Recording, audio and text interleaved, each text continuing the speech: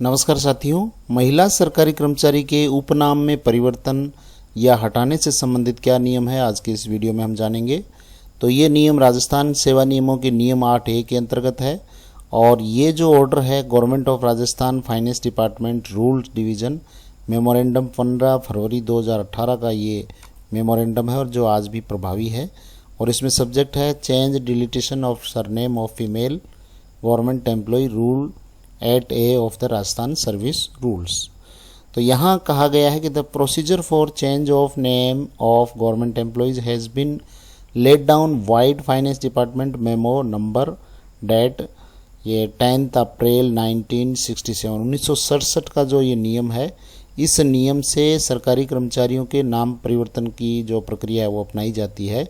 The matter regarding simplification of the procedure, इस प्रक्रिया के सरलीकरण के लिए for change of surname of female government employees, जो फीमेल एम्प्लॉयज़ है उनके सरनेम में परिवर्तन के लिए on account of marital status has been examined, उनके वैवाहिक स्थिति बदलने के आधार पर हैज़ बीन एग्जामिन्ड जांच की गई and it has been decided to adopt the following procedure, और ये निर्णय किया गया है कि ये नीचे दिया गया जो प्रोसीजर है उसको अडॉप्ट किया जाए for addition change deletion of surname of a female government employee.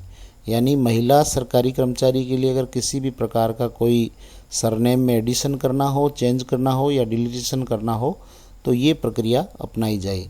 अब प्रक्रिया क्या है? सबसे पहला पॉइंट है addition change in surname only on account of marriage remarriage of a female government employee.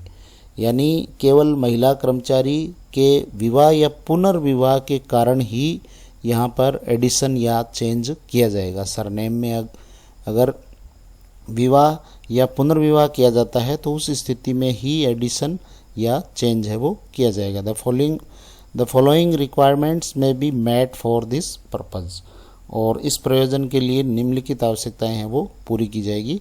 If the government employees desire a change she should give a formal intimation to her appointing authority, उसे अपने नियुक्त अधिकारी को औपचारिक सूचना देनी होगी of her marriage, अपनी शादी की, and request for a change in her surname, और अपने सरनेम में परिवर्तन के लिए रिक्वेस्ट करनी होगी, प्रार्थना पत्र देना होगा। पर्टिकुलर्स ऑफ द हस्बैंड में be given for making necessary entries in the service book, और सर्विस बुक में आवश्यक प्रविष्टियों के लिए उसे अपने पति से संबंधित सूचनाएं भी देनी होगी। तो ये प्रोसीजर रहेगा। उसके बाद में डिलीटेशन ऑफ सरनेम और reversion to maiden name on divorce separation और death of the husband of female government employee.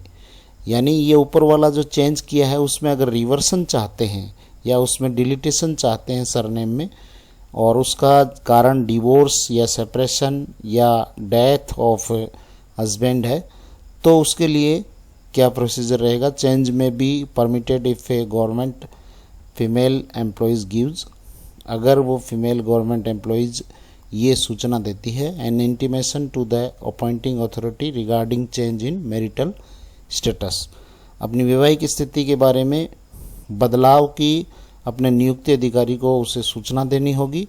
A formal request for reversion to her maiden name, और अपना जो पूर्व का जो नाम है उसको वापस लौटाने के लिए उसे अपना जो फॉर्मल रिक्वेस्ट औपचारिक उसे प्रार्थना पत्र देना होगा।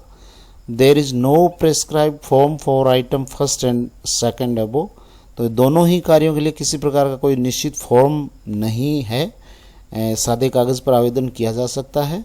और permission for change deletion of surname of female government employees shall be granted by the appointing authority.